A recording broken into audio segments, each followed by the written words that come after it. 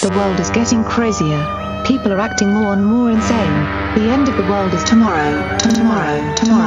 There's only one thing to do when the world is falling apart. Listen to Basil and Gonz as they discuss this week's news and events through the lens of Bible prophecy. You are listening to Canary Cry News Talk. You're listening to Canary Cry News Talk. Today is November 7th, 2018, and this week, Russian the moon, the bots, and the big love foot story.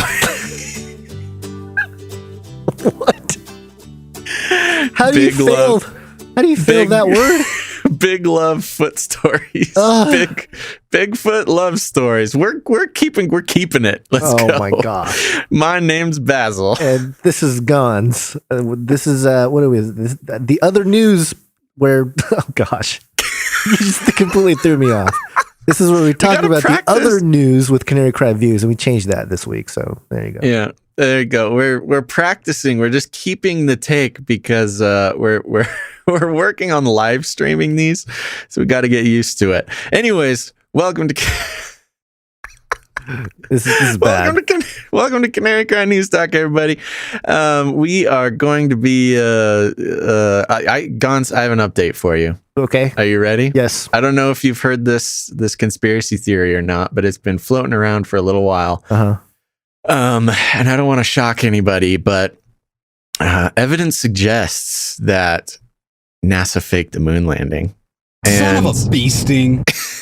And recently, this is an article at telegraph.co.uk, so take it for what you will. And the article is titled "Moon Rock Given to Holland by Neil Armstrong and Buzz Aldrin is Fake." Liars.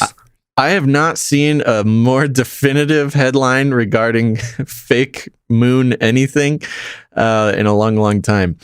They don't say maybe fake. They don't say scientists think it may be fake. It says is fake. Curators at the Amsterdam Rijksmuseum, where the rock was, has attracted tens of thousands of visitors each year, discovered that the lunar rock, in quotes, valued at 308,000 pounds, was in fact petrified wood. Zandra van Gelder, who oversaw the investigation, said the museum would continue to keep the stone as a curiosity. Quote, "It's a good story with some questions that are still unanswered." Yeah, no kidding, yeah, Zandra. We can laugh reason. about it. So at least they got a good attitude about it. The rock was given to Willem Dries, a former Dutch leader, during a global tour by Neil Armstrong, Michael Collins, and Edwin Buzz Aldrin following their moon mission 50 years ago. J. William Middendorf, the former American ambassador to the Netherlands, made the presentations to Mr. Dees, and the rock was then donated to the Rijksmuseum after his death in 1988. Quote, "I do remember that Dries was very interested in the little piece of stone, but that it's not real, I don't know anything about that," Mr. Middendorf said. Oh, Middendorf is, he's on the ropes. He's having to deny. I don't know anything about that. Somebody gave me a rock. NASA gave moon rocks to more than 100 countries following lunar missions in 1969. In the 1970s, the United States Embassy in The Hague is carrying out an investigation into the affair.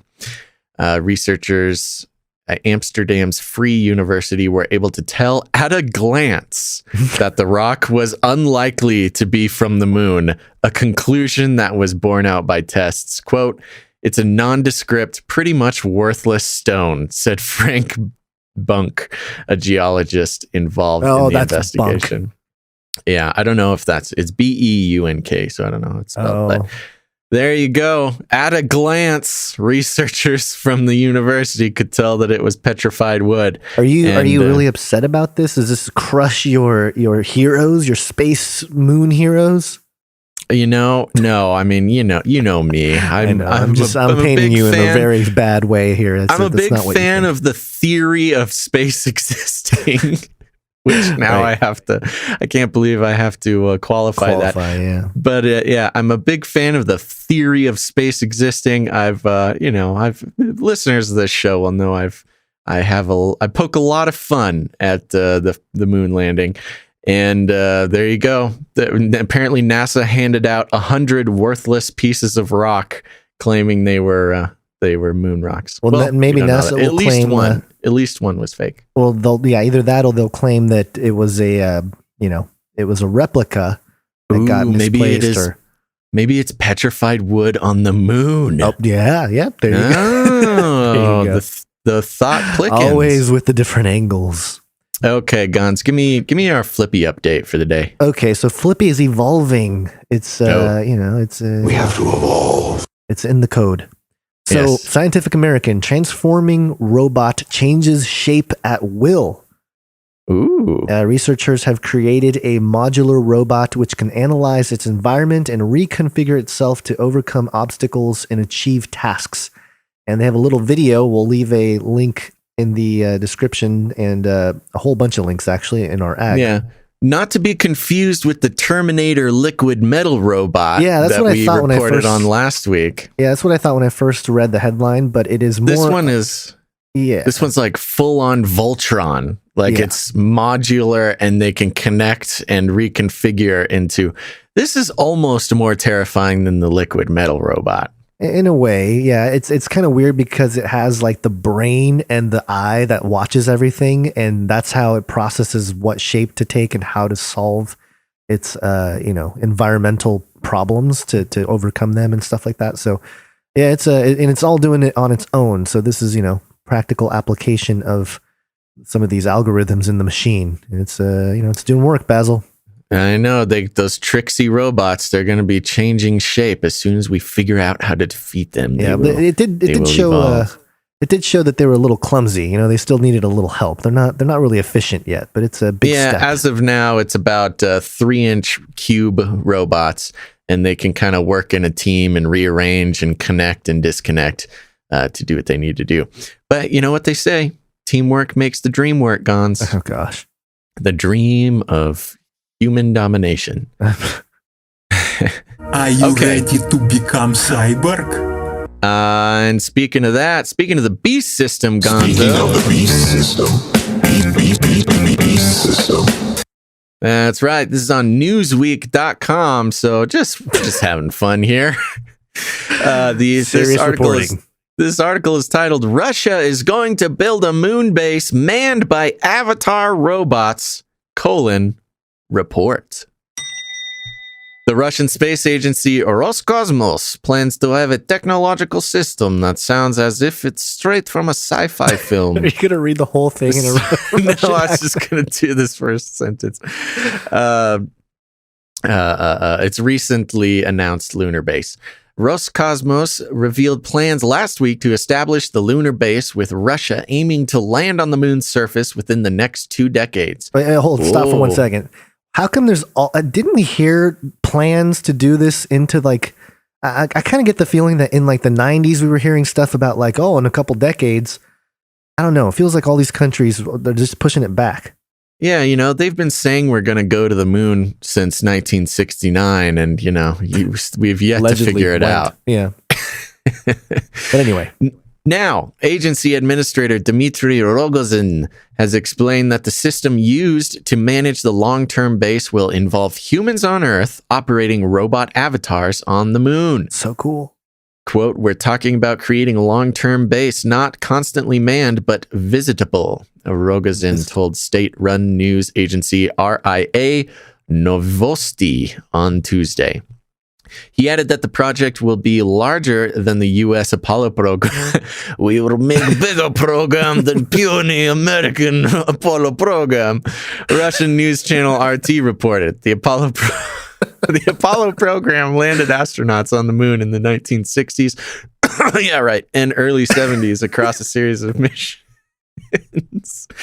By the way, I do need to mention I'm on a little bit of cold medication right now. You're a little loopy.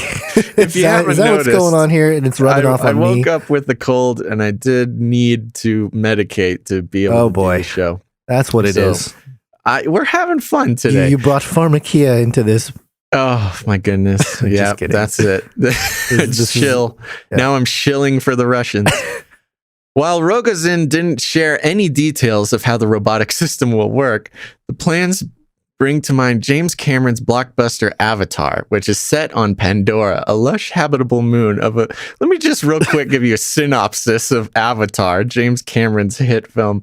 A lush habitable moon of a gas giant in the Alpha Centauri star system, populated by a humanoid race known as the Na'vi.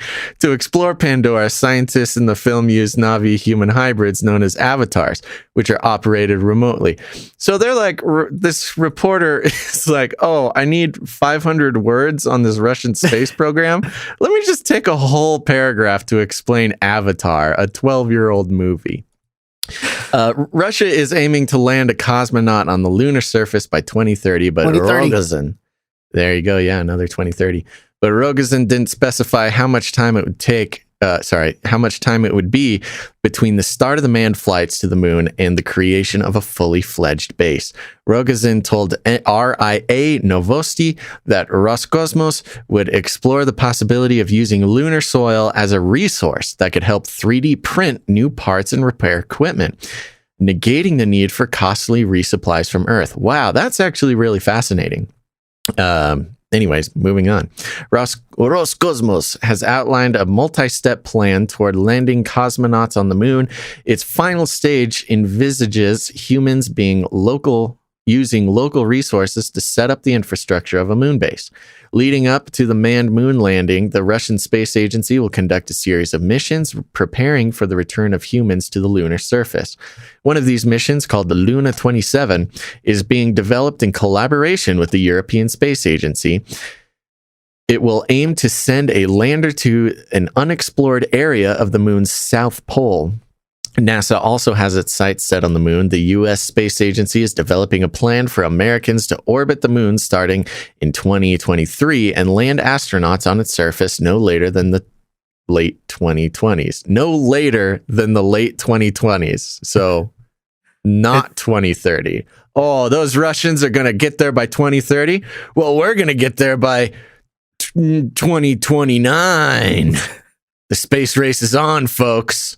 According to NASA, a key component of establishing the first permanent American presence and infrastructure on and around the moon is the Gateway, a lunar orbiting platform designed to host astronauts further from Earth than ever before. This will be developed in collaboration with Roscosmos alongside the ESA and the Japanese and Canadian space agencies. This is funny. This is very funny. We're setting up another space race, Gons. A space race that we allegedly already had and settled 50 or 60 years ago. But you know what's crazy? This is a possible future, okay, where instead of all the battles being fought here, we just battle the robots up on the moon through our avatar suits. So we all, but then.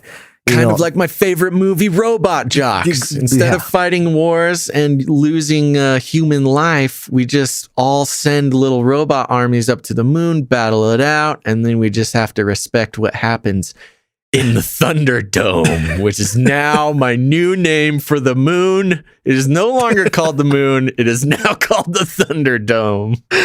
The Thunderdome is quite yellow this evening.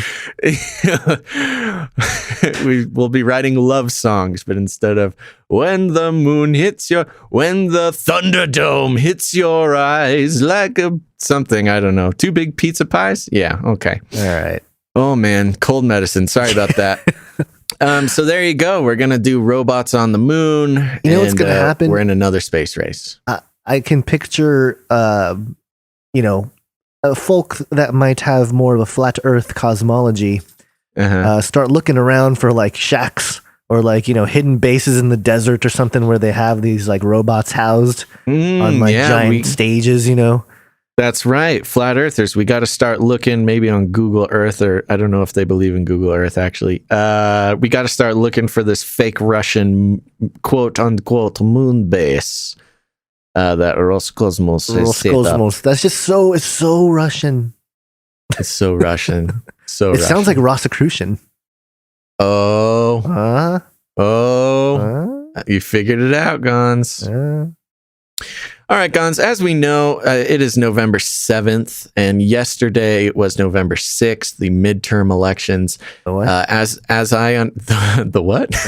I don't know what you're talking about. As I understand it, the Democrats took the The House. The House. Took the House. Right. All right. Come on, buddy. Kept the Senate. So there was neither a blue nor a red wave. But more importantly, some very interesting news just came out, Gons, and I want you to give me our political update here. Well, it's kind of a hybrid update because it's a political update, but it's a Nephilim update. So you've all been waiting for it. The political and Nephilim update mixed together. Give it to us. thecut.com, which I had never heard of before. Never heard of it. But they are a New York Media LLC trademarked outlet. Oh, so they're some of those liberal globalists, huh? Yeah, so it says here, the headline, Man Who Writes Bigfoot Erotica, Now a U.S. Congressman. And they have a picture of somebody in a Bigfoot suit standing in front of, it looks like at the ESPYs. You know, I just want to make a public statement that I'm so thankful before God, we get into this. The King of the universe and creator of all things, that we have come to a place in human history where an piece of media spread around the world is entitled Man Who Writes Bigfoot Erotica, Now a U.S. Congressman. Yeah, times are changing. Yes. We live in a different world. Yeah. I didn't even think this was real, but I guess reality is much more stranger than fiction could ever be.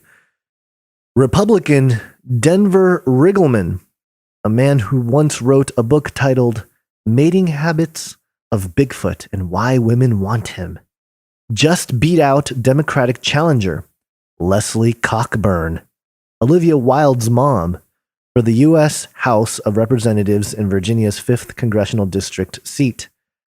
The district has historically voted Republican in what has been the strangest race in the midterms.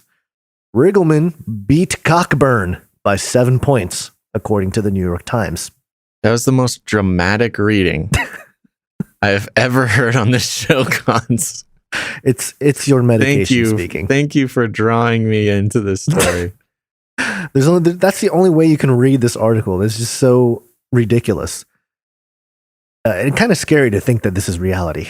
Okay, continue. We learned about Riggleman and his Bigfoot book in July when Cockburn tweeted out a screenshot from Riggleman's Instagram. Stop saying it like that. Why? What are you talking about? Okay, continue. The post showed a buff, naked drawing of Bigfoot with a very large censor bar covering Bigfoot's privates. Quote, "Don't erase the censor box," Riggleman had captioned the post. Cockburn's tweet. Wait. Okay, they have the picture here from Denver Riggleman's thing, and it is very funny, as we'll hear later on in this article. That's what he's shooting for. It is very funny. It's a super ripped Bigfoot. It does have a censor bar in sort of an inappropriate place, but I mean, it is obviously humorous. Right. Moving on. Okay. Cockburn's tweet contained 2 damaging pieces of information about Riggleman. She wrote that he, quote, was caught on camera campaigning with a white supremacist. Now he has been exposed as a devotee of Bigfoot erotica. This is like such a crazy thing for some. I mean, we have seen a lot of crazy allegations fly around, right? Yeah. And the sentence, okay, we'll get to the Bigfoot erotica in a second, but the sentence, he was caught on camera campaigning with a white supremacist. It's like, why would you need to put the caught on camera part? Like, the caught on camera gives just like, I don't know, neuro-linguistically, gives it sort of this negative, like, ooh, we caught you in a dirty secret. Yeah, we were doing something bad and we caught it on camera. We have evidence that you did this. Yeah. You know, it's just very nasty. It's just kind of like a weird way to put it instead of like just plain. I mean, if he did, I mean, there's evidence that he did. Apparently, we caught it on camera. But if he did, you know, why say caught on camera? Why don't you just say he was campaigning with a white supremacist? By the way, the hyperlink to that a white supremacist is a dead link. They underline. They just hyperlinked it so it'd be underlined. Yeah, basically. There was no source for that. That's so funny. No source. Okay, Yeah. hilarious. Good job, thecut.com. Okay. Right, okay. So should I read the tweet here? Or should I? No, continue with Okay. the article here. Yeah. Riggleman defended his post. He pointed out that the drawing was the cover for his upcoming book and was meant to be funny. He claimed goal achieved. Yeah. It worked. It was hilarious. He claimed the book was not very sexual at all and was about Bigfoot believers. And I'll read I think that is a very clever name for a humorous book about Bigfoot believers. Yeah. What is it called? Let me find it. Mating Habits of Bigfoot and Why Women Want Him. Yeah. It's hilarious. I mean, it's obviously, I don't know. Maybe I need to get this book. Hey, if anybody can get their hands on this book, send it to our P.O. box, please. So he tweeted out, yes, I wrote a book about Bigfoot believers. Bigfoot pics by military bubbas are meant to be funny. I didn't know what Bigfoot erotica was until @Leslie Cockburn mentioned it. Weird things happening in her campaign. Let's stick to issues in Leslie's book. Boom. Denver Riggleman just jujitsu'd Leslie Cockburn right there. Yep. Unfortunately, his predilection for Bigfoot is not the worst thing about Riggleman. The Trump-endorsed businessman really was out campaigning with a white supremacist in June. They just bring it back to that. He was videotaped with Isaac Smith, the co-founder of the Unity and Security for America, which the Southern Poverty Law Center categorizes as a white nationalist group. There you go. The Southern Poverty Law Center as a source, which is the Soros thing. Yeah. Well, and here's the thing. Here's what's going on in this article. I mean, just to break it down is, the Bigfoot thing.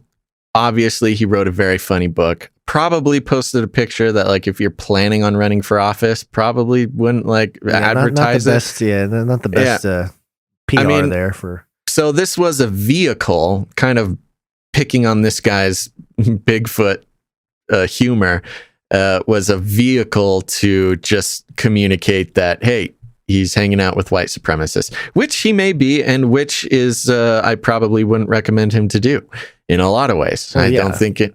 So, I mean, we're not trying to defend him hanging out with a white supremacist, but, they want this to be about the white supremacist hangout.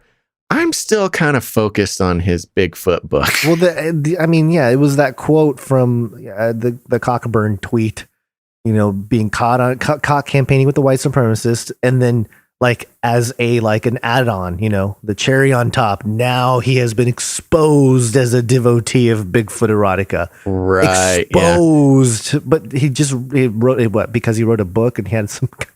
but also... What the heck? This is so weird. I mean, it's so far out that it's so obviously a smear attempt. But here's the thing. In today's world where everybody's been so conditioned to believe the worst, I'll say specifically, different groups are programmed to believe literally any bad thing you say about the opposing political party. I mean, I can't really blame, the Democrats for pushing and believing the idea that this guy is into Bigfoot erotica. Because, a lot of conservatives push a lot of crazy things about liberals. And, I won't even get into some of the more substantiated conspiracy theories, emphasis on theories. But I mean, this is just where we are in the world. We, you can pretty much say anything about your political opponent and have it, be a trigger or a vehicle to basically just say that they're racist. What sucks is that these outlets are legitimizing these things by just even mentioning it. It's just right. It's just an awful thing. Well, and this is the story now. I mean, nobody's going to actually go read the book or I hope people read the book. I am interested just because he claims it's a humorous book about Bigfoot believers. I really am very interested. What he has to say about my people, our crew, or how he, if he draws a direct line from Bigfoot to Genesis 6 and the Nephilim. Well, I wonder if the Southern Poverty Law Center has a anti-Bigfoot erotica or at least like an anti-Bigfoot section. You know, at the very least, what I like to imagine is that there's a dossier on Denver Riggleman somewhere, and it's like, Denver Riggleman, married, 2 kids, Republican, ran in 2016, won for whatever, governor, Senate, whatever he is, likes chocolate milk. He's super into Bigfoot erotica. Oh man, like there's an FBI dossier about that. Oh gosh, you know the SPLC website here has a tab called Hate Watch. Yeah, well, of course, that's what we're all about. We're watching hate. We should counter it. We should make a love watch. We should make a love watch. I'm sure this Bigfoot book will be at the top of the list. Yeah, there you go. You know, this is why we need to get our newsletter going. We started a newsletter way back at the beginning of Canary Cry Radio, and a bunch of people signed up. I mean, there's thousands of people signed up for it. We just haven't sent one out. So I don't know. That's something we've been talking about revitalizing, because there's a lot of stuff during the week that we just like. Well, I mean, we put out so much material in CCNT, CCR, Face Like the Sun, TJT, and some upcoming projects we have going on. There's a lot to keep track of as far as, Basil and Gunn's, media empire. Wow, we have a media empire. I can't say it without laughing. That's impressive. That's going to be clipped somewhere.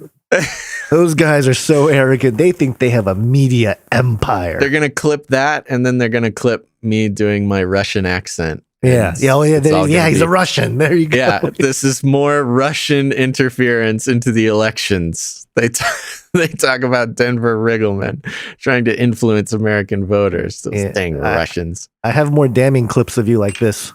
More bureaucracy, please. Calling for more bureaucracy, Basil. Yeah. Awful. I know. All right, Gons, we're going to wrap up here. Everybody, remember, we've got another show coming out on the Patreon page. You go to patreon.com/CCNT. We post another episode every week. So I know I was a little loopy for this one. We had a lot of fun. And, oh, Lord help me, what's going to happen on the extended report. So if you're interested in getting another episode of Canary Cry News Talk every single week, head to patreon.com/CCNT. And while you're at it, folks, we do not do any advertising for this show. The only way people find this show is if you leave ratings and reviews on iTunes and your podcast catcher, or if you go on out there, tell your friends, rattle some cages. I will not hide behind a wall of stone while others fight our battles for us! I want to shake things up, stir up some controversy, rattle a few cages. Hey, stop that! You'll never silence me. I'm the last angry man, a crusader for the little guy. Leave the bird alone. Never. Rattle a few cages. Rattle a few cages. It's gotta be biblical. That's right, everybody. Go out, rattle some cages. Tell your friends that this is what they need to be listening to really get the full scoop on what's happening in the world. And remember, head over to patreon.com/CCNT to sign up for our extended reports, as well as many other awesome rewards you want to get in on. Hey, this extended report, we're going to be talking about screen time and the leaders of Silicon Valley cutting the cord, as well as some nanotechnology and some science. So you're going to get in on it. Thank you, everybody, for listening to this episode of Canary Cry News Talk. Make sure to tune in next time. But until then, think outside the cage.